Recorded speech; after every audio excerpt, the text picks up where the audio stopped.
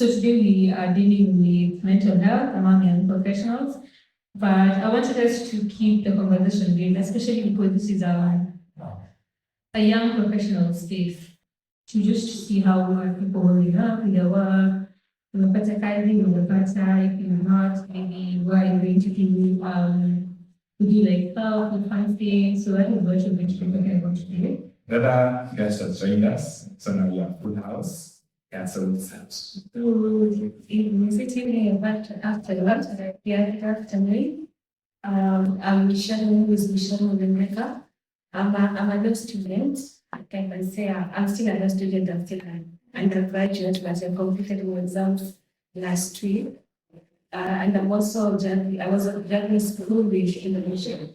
I'm a legal intern at a law firm in the Caribbean Travel and Advocates. And using visual languages, good afternoon, everyone. My name is Alex Demanis. Well, I'm I'm an associate at KPMG Africa in the production and risk management team. I am also a student as well, and I'm doing my postgraduate in the University of Law.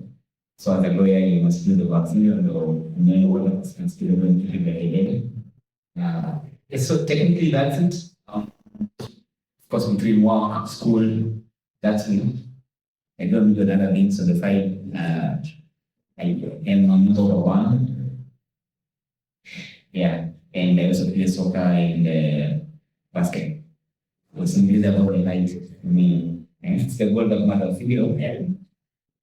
Is Kailo Kahega. I am a digital first multimedia journalist. I am also a career coach. I have my own consulting firm called Careers by Kailo. Basically, tailor-made customized career coaching solutions, CV writing, LinkedIn, optimization, scholarship application, and all that. I also volunteer as a social media manager for an organization called MESHA, Media for Environment, Science, and Agriculture. And I also run a community for journalists, the biggest LinkedIn community actually, with 150,000 guys strong, called Journalism and New Opportunities. So I'm passionate about democratizing access to those opportunities for journalists and creatives in Africa and beyond. So I think we'll start with the panelists. The first question I'm going to ask is, did employment come easy for you? If you were in a space where you are. It did come easy for me. It was really hard adjusting. It was really hard adjusting from juggling between school and employment, considering it was it still is my first formal employment. The rest that I've done, it wasn't that serious. Okay, it was serious, but not that much as it is right now.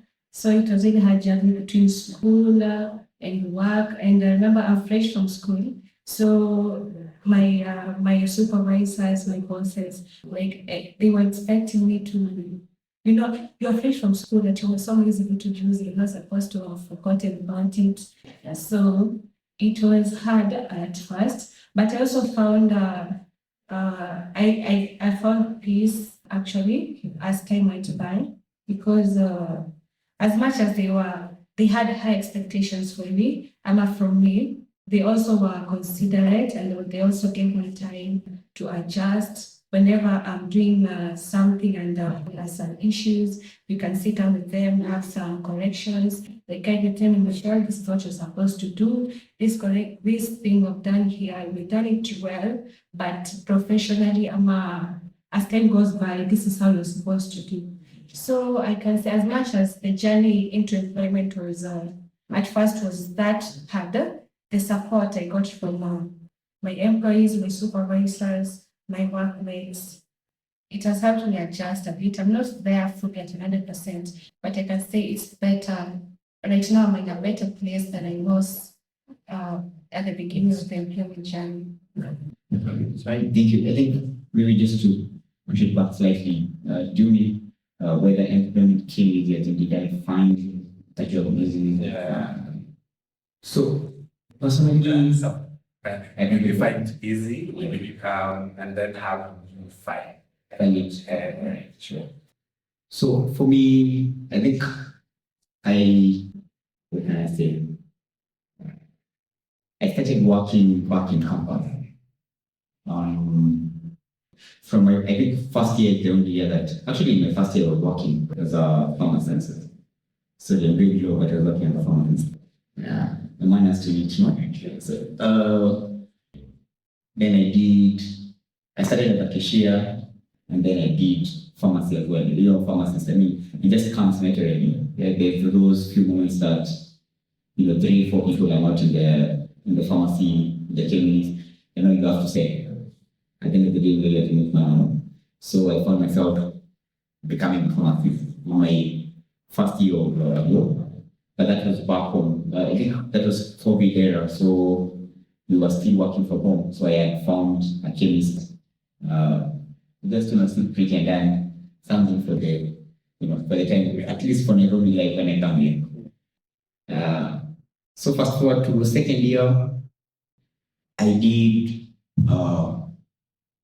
we were just called by one of our lecturers to do something for the CBC, but it was confidential, so probably I can't give all the details, but it's, we were doing the analysis of all, I was in the presidential working paper for education reform. So technically we're just doing the CBC and what goes into that. Then further to that, I think that was my first, not even formal employment. And then after that, that is where I came across Peter, or rather Peter's former boss, in Jonas, who Pangea. I just found it online actually, on LinkedIn, and I applied. I went for the interviews. The first time I didn't go through the first interview with Pangea. And I remember I was so crushed, but then a few weeks later, like 3 weeks later, I was just like, we love to we will come again. And then they gave me a job. I worked there for 2 years as a fundraising expert in their fundraising department, so doing lead generation, pipeline, everything, technically drafting proposal, coming up with proposal. We fast forward to post-campus. After campus, I was still working, but I had finished my contract with Pangea, and really I was looking to indulge into law, not really take that line. So crazy me, I always take the crazy move. I was just walking in town, and I saw, you all know the Chris Kirubi building, the Katikati town, I don't even remember the name. It's just somewhere Katikati town, I was just like, okay, fine. This looks like a good building, there must be some law firms in here. So that was just it. I literally walked in, looked at the signboards, saw one of the law firms, it was called Oakville. I stepped in, walked to the office, and we met with the managing partner that was working out. And I just asked, hi guys, I'm here to see the partner. Technically, I'm here to see the partner. And they were just like, did we expect you? No, but I'm here to see you.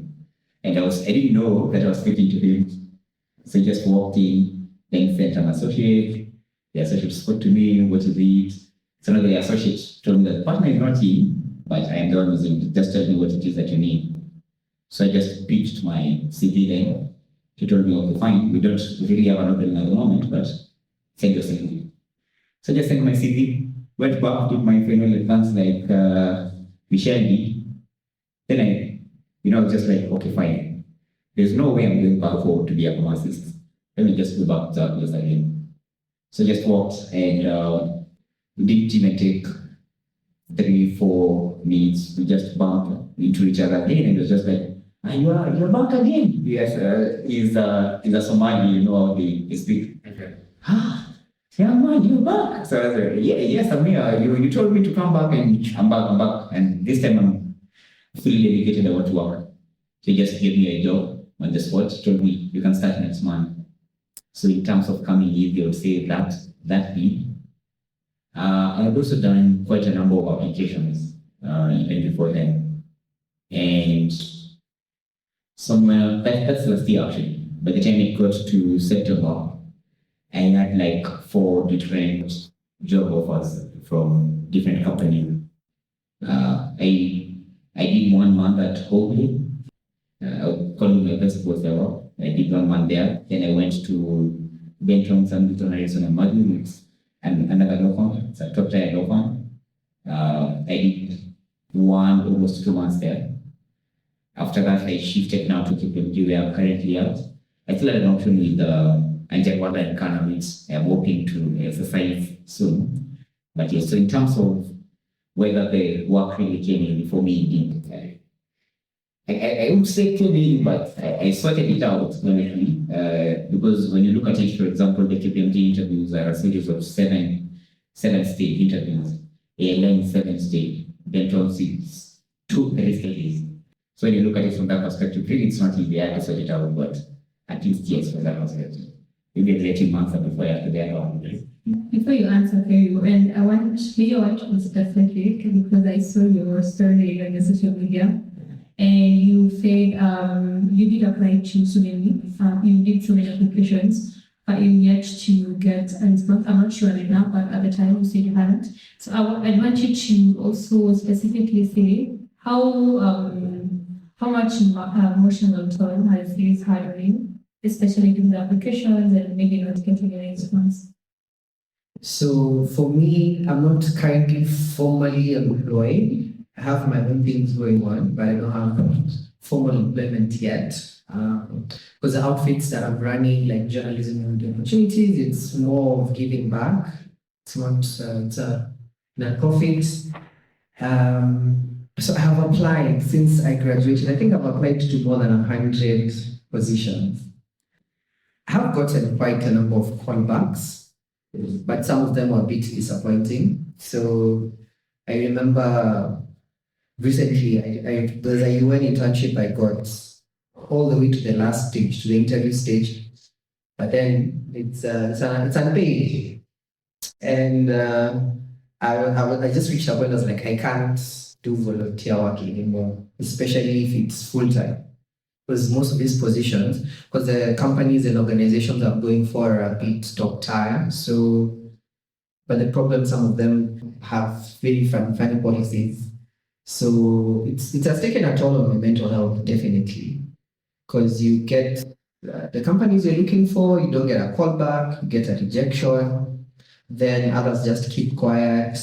So it's really frustrating. And then some companies take forever to interview, you know.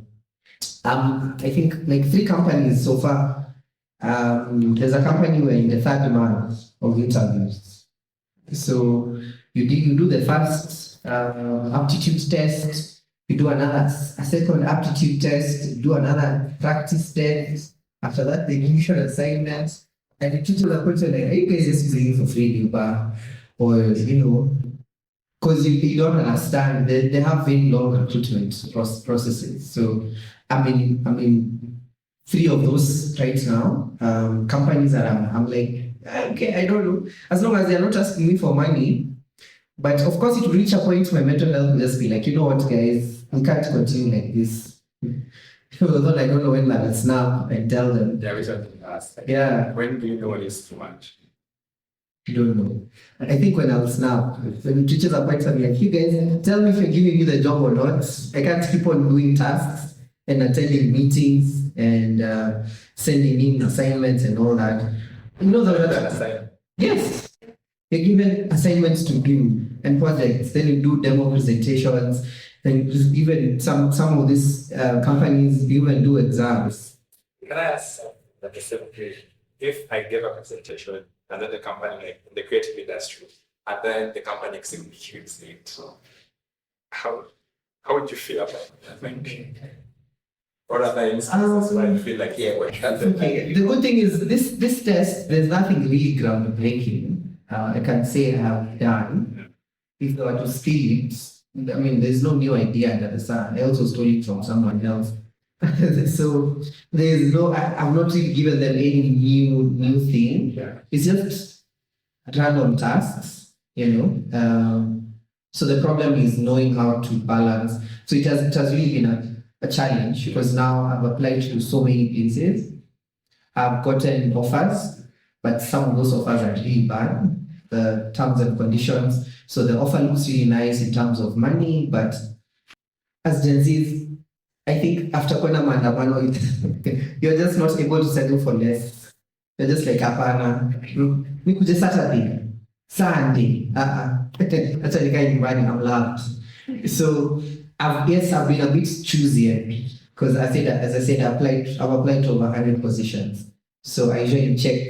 I'm still passionate about this is what I want, and I go for it. So I'm still waiting for that thing. These other opportunities that come here, it's usually okay. Some just want to use young people, young graduates. And I'm also looking into now past employment. This whole job hunting thing has made me think about sustainability. What can I do to not rely on an employer? What multiple income streams can I come up with? Because staying at home really makes you think. So it has made me think about being an employer, starting my own company, registering. So I'm in the process of doing that with the different outfits that I do. As I said, I do CVs for people on the side, and LinkedIn and consultancy for people. And I also have this community of journalists. So I'm looking into how to monetize that, and also looking into getting into business. And yeah, but it has really been hard. At some point, you feel like giving up, but you remember once you are down, the only way is up.